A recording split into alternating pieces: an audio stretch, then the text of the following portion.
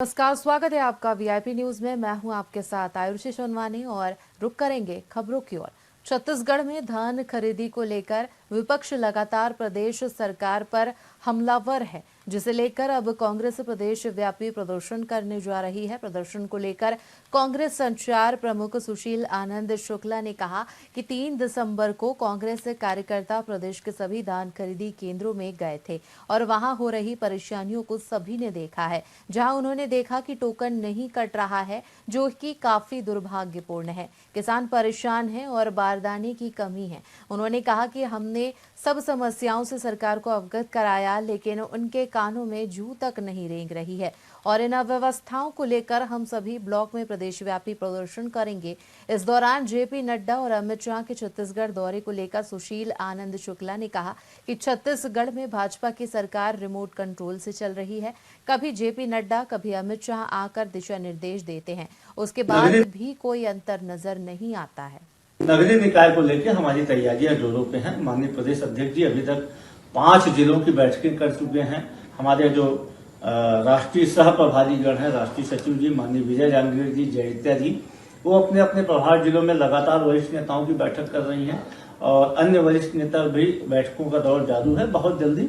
और हमें पूरा भरोसा है कि भारतीय जनता पार्टी की सरकार की 1 वर्ष की नाकामी के खिलाफ नगरीय निकाय और पंचायती क्षेत्र में जनता का जनादेश आने वाला है। नगरीय निकाय को लेकर हमारी तैयारियां जोरों पे हैं। माननीय प्रदेश अध्यक्ष जी अभी तक 5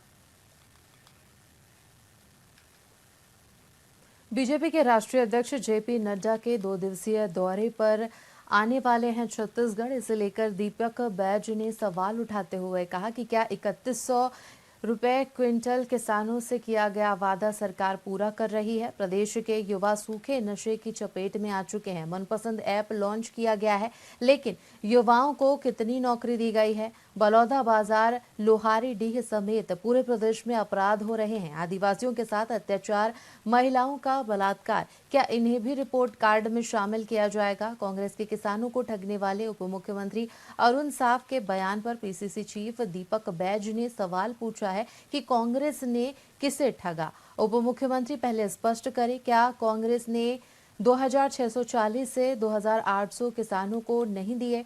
क्या किसानों का कांग्रेस कर्ज माफ नहीं कर पाई थी? सरकार किसान हितैषी बनने का ढोंग बंद करे। अरुण साव जी बता दे कि किस प्रकार से कांग्रेस ने ठगा है, जरा स्पष्ट कर दे। क्या हमारी सरकार बनते साथ 2 घंटे के अंदर हमने कर्जा माफी नहीं की है? क्या हमारी सरकार बनते साथ 2 घंटे के अंदर में 2500 रुपए समर्थन मूल्य से धान खरीदी नहीं की है? क्या पहला साल और दूसरे से लेकर 5 साल तक क्या हमने 2500 रुपए में प्रति कुंटल किसानों को धान का मूल्य नहीं दिए? क्या 20 कुंटल किसानों का प्रति एकड़ धान नहीं खरीदे? क्या किसानों को 2640 से 2800 रुपए तक की धान खरीदी हमने नहीं किया? क्या ये पहले स्पष्ट कर दे, फिर अरुण साव जी से बात करते हैं। हाँ, लेकिन मेरा सवाल है अरुण साव जी से, भारतीय जनता पार्टी 21 कुंटल धान खरीद रही है क्या? जरा स्पष्ट कर दे। प्रदेश के उप मुख्यमंत्री अरुण शाह ने अपने निवास में पत्रकारों से चर्चा की। चर्चा के दौरान उन्होंने कहा कि भारतीय जनता पार्टी की सरकार प्रदेश में बने 1 साल पूर्ण हो चुके हैं और गांव, नगर, शहर, बस्तियां सभी में लगातार हम कार्य कर रहे हैं। हमारा 1 साल बेमिसाल रहा है। मोदी की गारंटी को हमने हर कैबिनेट की बैठक में पूर्ण किया है। महतारी बंधन योजना, प्रधानमंत्री आवास योजना, अन्य प्रकार की गारंटी को हम लगातार पूरा कर रहे हैं। हमें उम्मीद है कि आने वाले सालों में छत्तीसगढ़ प्रगति की राह में तेजी से आगे बढ़ेगा। जी के नेतृत्व में बनी भारतीय जनता पार्टी के सरकार के ऐतिहासिक और सफलता भरा 1 साल पूरा होने जा रहा है। पिछले 1 साल में सरकार ने जो काम किया है, मोदी की एक एक गारंटी को पूरा करने का जो सिलसिला चला है, आज प्रदेश तेज गति से विकास की ओर आगे बढ़ रहा है। शहरों का, गांवों का तेज गति से विकास हो रहा है। मोदी की बड़ी बड़ी गारंटियां हमने इस बीच पूरी की है। जो मोदी जी ने, अमित शाह जी ने छत्तीसगढ़ की जनता को भरोसा दिलाया था, उन सब को क्रमशः पूरा किया जा रहा है। चाहे किसानों से किए हुए वायदे का बात करें, माता और बहनों से किए हुए वायदे की बात करें, युवाओं से किए हुए वायदों की बात करें, और हर वर्ग के इच्छा और आकांक्षाओं को पूरा करने का काम, मोदी की एक एक गारंटी को पूरा करने का काम हमारी सरकार कर रही है। रायपुर के डीडी नगर इलाके में फर्जी पुलिस बनकर लूटपाट करने वाले गैंग के 5 शातिर आरोपियों को पुलिस ने गिरफ्तार किया है। बता दें कि इस गैंग में 2 महिला और 3 पुरुष शामिल थे। वहीं पुलिस के अनुसार गैंग की महिला सदस्य ने एयरटेल कंपनी के एक वाईफाई इंजीनियर को सुनसान इलाके में बुलाकर छेड़छाड़ का आरोप लगाकर फंसाने की धमकी दी थी। इसके बाद उसने गैंग के 2 पुरुष सदस्यों ने खुद पुलिस वाला बताकर इंजीनियर से 8,000 रुपये वसूल लिए। साथ ही पुलिस की ओर से गिरफ्तार किए गए पुरुष आरोपियों के खिलाफ पुणे, महाराष्ट्र में भी कई आपराधिक मामले दर्ज हैं। गिरफ्तार आरोपियों में प्रदीप सिंह बोपराय और यश प्रजापति, मदन सोना, खुशबू तिवारी और अन्नू अग्रवाल शामिल हैं।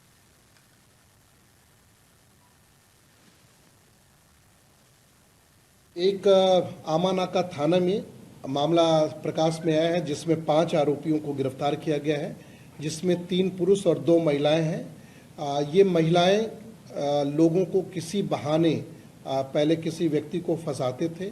जैसे इस प्रकरण में जिसमें एफआईआर दर्ज हुआ है, वाईफाई लगाने के नाम पे एक एयरटेल का वाईफाई काम करने वाले व्यक्ति को उन्होंने बुलाया, फिर वहाँ उसको धमकी दी कि अगर वो उससे पैसा नहीं देगा तो 376 या छेड़छाड़ का मामला दर्ज करेंगे।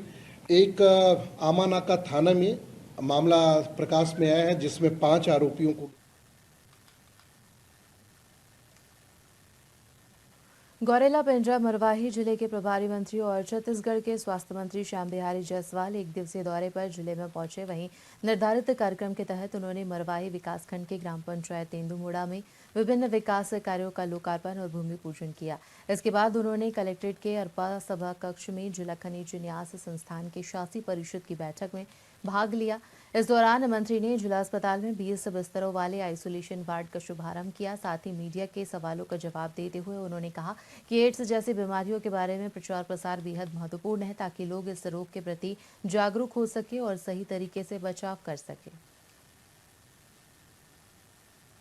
जो HIV है, इससे जनित जो एड्स रोग है, इसका सबसे बड़ा उपाय जानकारी और जानकारी प्रचार के माध्यम से प्राप्त होता है। इसके लिए सभी जिलों को निर्देश दिए गए हैं कि वो प्रचार रथ निकालें और जन जागरूकता फैलाएं।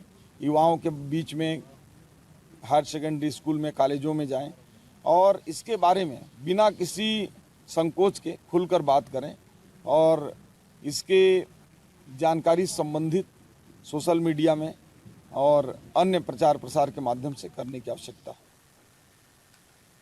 रायपुर के विधानसभा थाने में 3 साल की बच्ची के साथ हुए दुष्कर्म मामले पर पुलिस ने जानकारी देते हुए बताया कि 3 साल की बच्ची के साथ हुए दुष्कर्म के मामले में परिजनों ने एफआईआर करने से इनकार कर दिया है, क्योंकि सगी मौसी के लड़के ने 3 साल की बच्ची के साथ दुष्कर्म किया।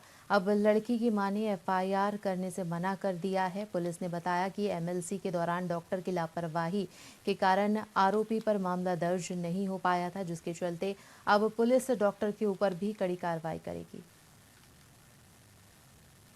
विधानसभा थाने क्षेत्र में कल एक मामला सामने आया है, जिसमें एक 3 वर्षीय बालिका के साथ उसके सगी मौसी के लड़के ने, 22 साल के लड़के ने उसके साथ रेप किया है।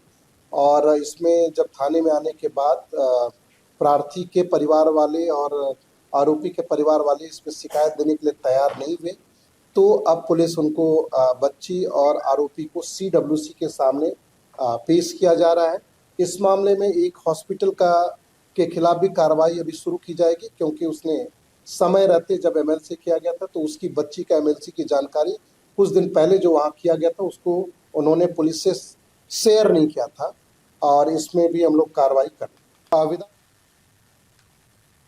बस्तर संभाग मुख्यालय जगदलपुर में विगत देर शाम दीपोत्सव कार्यक्रम के अवसर पर उप मुख्यमंत्री और बस्तर जिला प्रभारी मंत्री विजय शर्मा ने दीप प्रज्वलित किया, जहां उन्होंने कहा कि बस्तर के युवा बस्तर की अन्य जगहों की नकारात्मक छवि को तोड़ने की कोशिश कर रहे हैं। दलपत सागर में दीप प्रज्वलित करते हुए यह संकल्प लिया गया कि समूचे बस्तर में शांति स्थापित हो, बस्तर के गांव-गांव तक मूलभूत सुविधाएं उपलब्ध हो, बस्तर की जनता प्रदेश देश के विकास में सक्रिय सहभागी बने। इस अवसर पर बस्तर सांसद महेश कश्यप, महापौर सफीरा साहू, पूर्व विधायक बेदू राम कश्यप और कमिश्नर डोमन सिंह सहित अन्य जनप्रतिनिधि मौजूद रहे। इस दौरान विभिन्न समाजों, व्यापारिक संगठन, युवोदय के स्वसेवक के साथ ही हजारों की संख्या में गणमान्य नागरिकों ने ऐतिहासिक दलपत सागर के किनारे लगभग 2,51,000 के करीब दीप जलाए।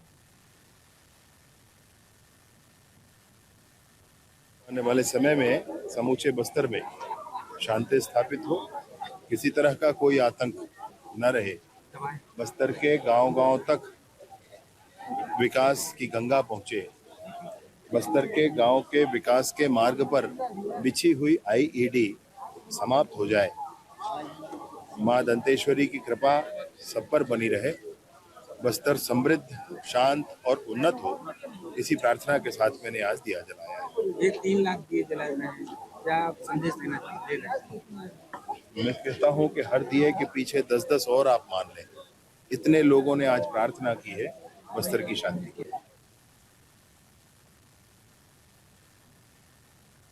और खबरों में फिलहाल इतना ही। तमाम बड़ी खबरों के लिए देखते रहिए वीआईपी न्यूज़। मुझे दीजिए इजाजत। नमस्कार।